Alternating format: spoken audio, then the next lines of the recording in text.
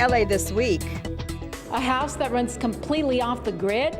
I'm Anna Marcos. We'll show you this and other clean technologies of the future as city leaders open the Kretz Innovation Campus. More on that coming up. The LA Conservation Corps, Chrysalis, and about a dozen other service providers are being honored for their ongoing fight to battle homelessness. I'm Gil Reyes in downtown LA with the story. An event that started in the 1990s to promote walking has become a huge international day across the world.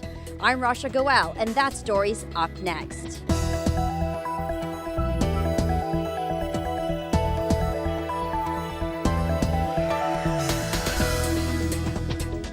Hello and welcome to LA This Week. Thanks for joining us. I'm Yana Kay. If you were looking for and found a job last year, then you joined many other Angelenos who've helped grow LA's economy. From jobs to wages, the yearly forecast from LA's largest business advocacy group shows the city is headed in the right direction. But the group also says certain steps must continue to keep the momentum going. Gil Reyes has more. The good news is the city experienced steady economic growth, according to the latest study released by the Los Angeles Area Chamber of Commerce. The progress that was recorded by a number of members of the council when they spoke to us earlier this morning is exciting news. We are making progress. The Chamber's CEO, Gary Tobin, discussing results from the Beacon Economics Report for September 2014 to 2015. Citywide, private sector employment was up 2% to 1.4 million jobs. Some of the biggest job gains were in construction. Some of the biggest losses were in education. Annual wages were also up over 1%. And this increase came even before the minimum wage increase kicked in July. Looking at individual city council districts, Councilman Mike Bonin's West Side District came out the big winner. It had the fastest job growth during that one-year period, thanks mostly to the Silicon Beach tech boom. Councilman Jose Huizar's District 14, which covers much of downtown, retained the title of most total jobs in the city. All in all, 13 of the 15 LA City Council districts experienced growth. And the LA Area Chamber of Commerce says that growth will continue if the city continues to follow through on some key recommendations, among them continued expansion of LAX, continued construction of both affordable and market rate housing, and also further reductions to the gross receipts tax, all recipes for success, according to the Chamber. Outside City Hall, I'm Gil Reyes for LA This Week. Unemployment county-wide has also fallen below the national average to 4.8%.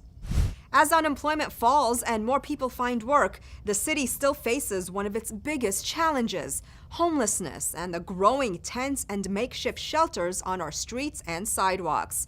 You see them on Skid Row, but they're also on the other side of town in Venice Beach. And now, Councilmember Mike Bonin's plan to fight homelessness in his district is hitting some roadblocks in the neighborhood. Anna Marcos explains. Homeless encampments have popped up in every corner of Venice and LA, but Councilmember Mike Bonin's plan to face the problem head-on in the Beachtown community drew a heated response at a recent community meeting. Venice actually is a hazmat zone. It's a vector of disease.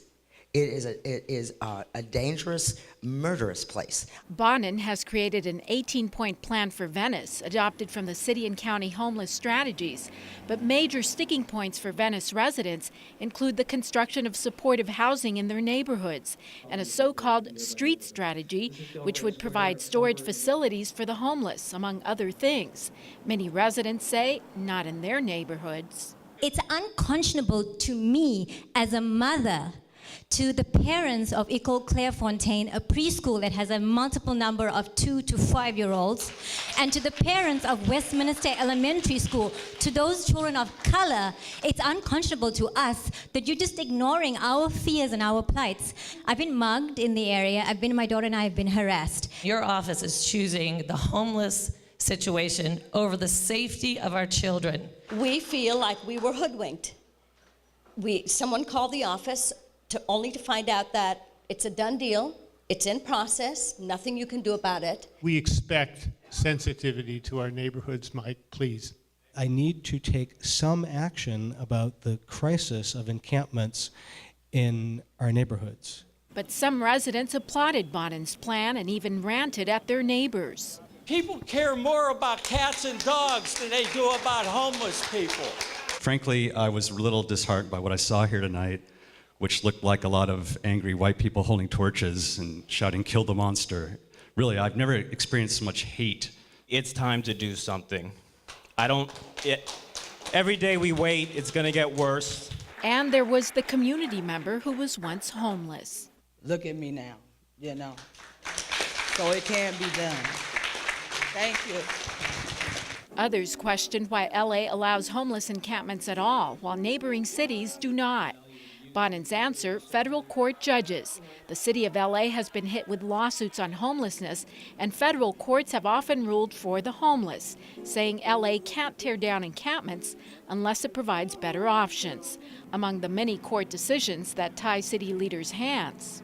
If we remove any belongings, we have to, LAPD and sanitation, need to put each thing into a separate bag, tag it, and store it for 90 days. And if someone wants it back, the city has to bring it back to them. LA city leaders seem to be at a crossroads. Find the funds to create better homeless services, or give up their ability to enforce laws, and maybe even give up federal funding. I'm Anna Marcos for LA This Week. Bonin says his storage proposal is only temporary, and he will listen to other options if it doesn't work. For more information on his homelessness plan, visit 11thdistrict.com. Well, finding places to sleep is just one of the many problems faced by the homeless, and another worry is getting ticketed. Having no money to pay, it becomes that much harder to get off the streets. But over the past year, more than 100 tickets have been stricken from the books. If the homeless work it off. Gil Reyes has details from Pico House. Gil. Well, Janet, here at downtown LA's Pico House, we honor some of the unsung heroes in the battle against homelessness, who, with the help of the LA City Attorney's Office, helped to dismiss, eradicate, throw out hundreds of citations issued to the homeless. And all the homeless have to do is show up and volunteer for community service. Not long ago, Santiago Baizan was overwhelmed with $8,000 in traffic fines. Moving violations, no insurance, no registrations, and no license. That was the first ticket that I got. Tickets he couldn't pay were the least of his worries. Baizan was also homeless, but all that has changed. You know, you're doing okay. I'm doing great. I'm doing awesome. He can thank LA's homeless citation clinics, the homeless visit centers like this one in Sylmar, to have all fines forgiven. The clinics are organized by City Attorney Mike Fewer. We're going to work together to eliminate the impediments to those most basic elements in your life, but you have a role to play. You need to perform community service. In its first year, the clinics have dismissed 347 citations. In exchange, the homeless perform community service. This may include tree plantings, graffiti removal, and street cleanups, with partners like the LA Conservation Corps. Oftentimes, community service with the Corps leads to full-time jobs. We're a prosecutorial office among many things, but prosecution alone is not always the solution to a serious problem. Fewer, who's making national headlines for a settlement in the Wells Fargo bank account scandal, keeps the focus local today, honoring other community service providers like New Directions, Saban Community Clinic, Chrysalis, the Weingart Center, and Project 180. Project 180 has been one of our longtime partners. One of their folks is now on track for a full-time job for the first time in his life with Goodwill. Thank you, Project 180. Thanks to the Corps, Baizan graduated from college, is living with family, and has an electrician's job lined up later this fall. Be the change that you want to see in the world. It all starts with oneself. At Pico House, I'm Gil Reyes for LA This Week. In the last year, LA's 12 homeless clinics have served nearly 1,300 homeless or formerly homeless individuals. Well, turning now to the city's efforts to move towards 100% clean energy. Rasha Goel has more on a recent groundbreaking motion that may set an energy roadmap for other cities. Fossil fuels are let's go, hey, hey! Ho, ho! An exciting day at City Hall as the LA City Council passes a motion calling for the LA Department of Water and Power to stop using coal, oil, and natural gas for good. The hard work is figuring out how do we get there? How do we get there in a way that continues to create reliability of our electricity source? How do we get there in a way that's not going to be unduly burdensome on the poorest and most vulnerable and working class families throughout Los Angeles? How do we get there in a way that achieves our environmental goals? Through the legislation led by council members Mike Bonin and Paul Krikorian, the LADWP will form a research team with energy experts, local universities, and other stakeholders to identify the best way to transform from fossil fuels. We're going to come up with a roadmap, and we will determine what all the roadblocks are on the way to crossing that map. And we're going to, one by one, do the work to remove them. The LADWP will have 90 days to deliver a timeline for the study. Advocates say it's important that the plan covers all angles. We want to make sure that not only do we get to 100% clean energy, but that we do it in an equitable way that creates good jobs, that means that everyone has access to clean energy, which is not the case right now. Officials say as the LADWP is set to consider upgrades to its 100-year-old power system, this is a good time to explore setting up a renewable energy grid. I'm Rasha Goel for LA This Week. The vote makes LA the largest city in the country to explore a 100% clean energy mandate. While the clean energy movement is also heating up in downtown LA, now think of it as an incubator for all the clean and green technologies that'll be created in the future. LA stands to be at the forefront of clean and green as it opens the new Kretz Innovation Campus. Anna Marcos is on hand to take a look around. Anna. Yana, this replica of a house is completely off the grid. There is no electric power. It runs on solar and battery power, and it is completely automated.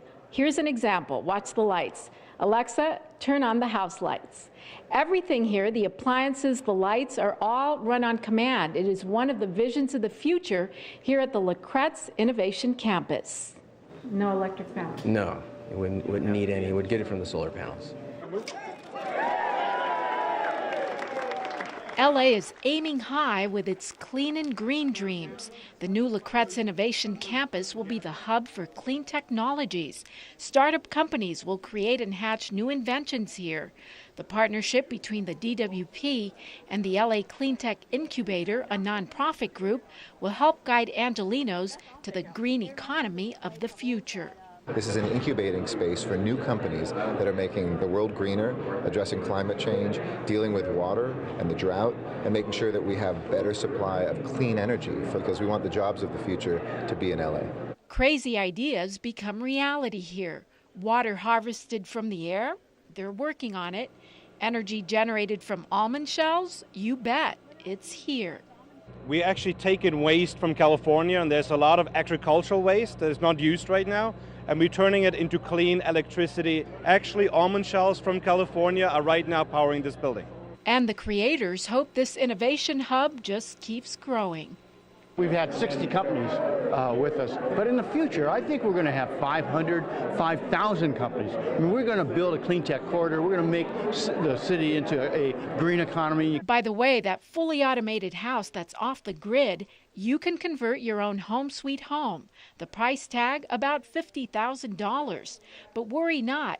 LADWP is waiting with all kinds of rebates for those looking to make their homes, lifestyles, and appliances clean and green.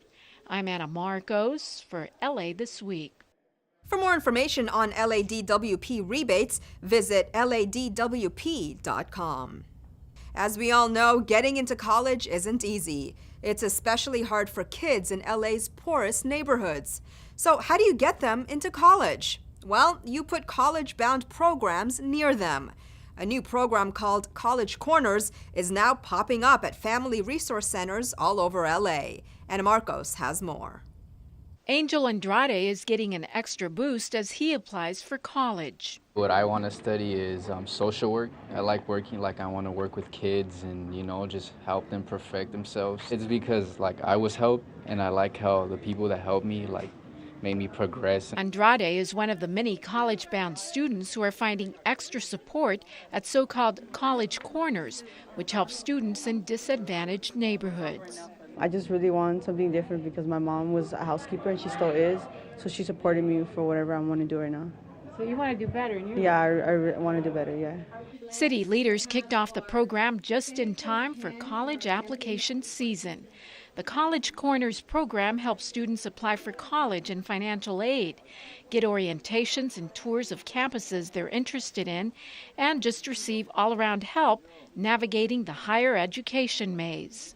That irrespective of who you are and where you come from, the color of your skin or your legal status, every single child in this room and those who live in South LA and East LA and Pacoima and Crenshaw, they deserve dignity and respect, and they deserve access and opportunity to higher education. Books, college applications, computers, SAT practice sheets. There will be 16 of these college corners at family resource centers all over LA. Many kids, I have a daughter who just finished high school 2 years ago, and a lot of kids that could go to college and need the services don't get it. Who wants $1 million? Raise your hand if you want $1 million. All right. And then Mayor Eric Garcetti issued a jackpot of a challenge to the aspiring college students. If you graduate from college, you'll earn $1 million more in your life than if you don't. It seems that just added a little extra motivation to help these kids strive for higher education. I'm Anna Marcos for LA This Week. For more information on various sources of cash for college, visit www.lacashforcollege.org.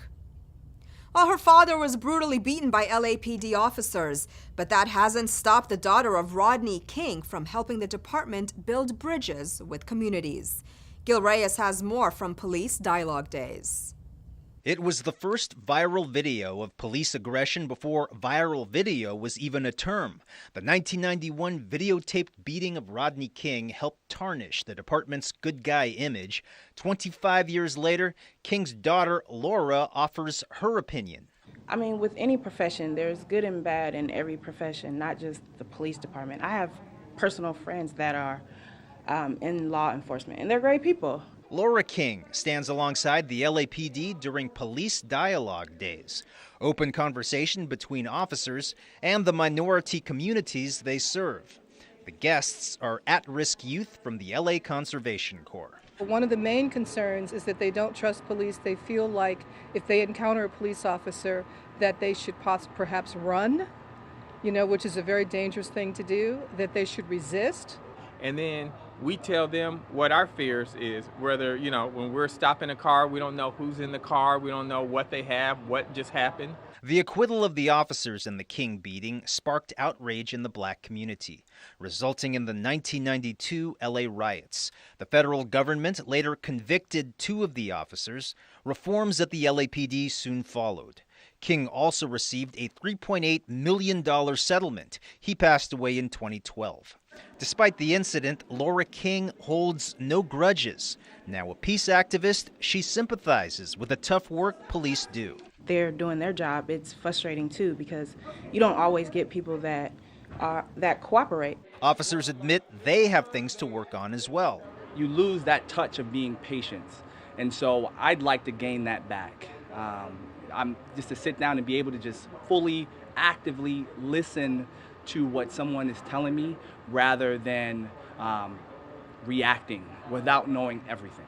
Corps member Nicholas Boyd says relations would also improve if more people let go of the past. If people continue to just keep thinking like that, or all police is corrupted or just police is corrupted, then everyone is going to keep going off of their emotions when something else happens to someone else. Since we all live together, I don't understand why we can't figure out solutions together. From Police Dialogue Days, I'm Gil Reyes for LA This Week. The LA Conservation Corps hosted the event. The Corps offers at-risk youth second chances with jobs preserving the environment.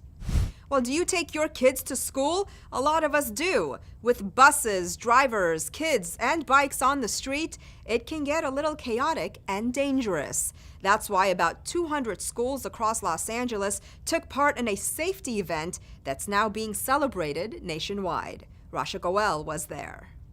Caitlin Jure is among the many students joining her principal to celebrate National Walk to School Day at Esperanza Elementary School. As a regular walker, she knows one of the most important rules. I need to be careful to look both ways before I walk the street. Students and officials gathered at 7th Street and Alvarado near MacArthur Park and walked about 3 blocks to their school on Little Street. It's really something to just, as you're walking to school, to look behind you and just see hundreds and hundreds of families, a lot of them holding up posters saying, you know, we want safe streets for our students. What a powerful message. It's the first time the school is celebrating this national event, which promotes walking and safety, but one that will be continued as a tradition. And of course, when walking to school, safety is a priority. Officials say while students should be aware of the rules, adults should also do their part as well. As much as you want your son or your daughter to make sure they look both ways, really it's on us as parents to take our time. There's nothing that's worth injuring somebody while you're driving. So take your time, slow down, pay attention, be focused, and be aware that there are more and more students walking and biking to school. Some hope that walking today will also help bring about changes needed near the school. We've been trying really hard to get a crossing guard over here on this corner, right here, Little and 7th, because the cars just come around the corner and they don't stop, and so the kids, we're dodging. But hopes are that these kinds of events will help spread the message of safety for not only kids and their parents, but drivers as well. In Los Angeles, I'm Rasha Goel for LA This Week. This year marks the 20th anniversary of National Walk to School Day, which first started in Chicago. A month-long campaign promotes low-cost health services in Council District 1. A South LA community event raises awareness about the power of the vote, and exercising your furry best friend just got a lot easier thanks to a new addition to an off-leash dog park. All these stories in Citybeat. Councilmember Gil Cedillo partnered with the Council General of Mexico in Los Angeles, more than 100 community health organizations, and the Los Angeles County Department of Public Health to launch Health Month 2016, taking place during October. The goal is to bring awareness about free or low-cost health services to the Latino community in Los Angeles. We must all fight to make sure that we are healthy, because disease knows no borders nor boundaries. Community Coalition recently hosted its 5th annual PowerFest Music and Art Festival at Martin Luther King Jr. Park. A host of community service providers were on hand, letting folks know what services they offer, from health screenings to voter registration and education. Community Coalition says this event is about bringing South LA residents together to strengthen their political voices and continue to improve the local neighborhoods. To start focusing and investing in families as opposed to the problems. It's really about activating a block of voters in South Los Angeles so that issues that are impacting poor and working communities throughout California and throughout this nation will actually be lifted and become more visible. Good news for dog owners. New dog agility courses at the Sepulveda Basin Recreation Area are now open. The Department of Recreation and Parks recently unveiled the new addition to this dog park. Officials say the agility course will help provide unique training opportunities for pets and their owners at the largest off-leash dog park in Los Angeles. Boo at the LA Zoo serves up some spooky fun for the entire family. Strut your mutt while helping raise funds for animal charities, and a Victorian-era tradition comes alive. Or does it? All this in this week's Things to Do.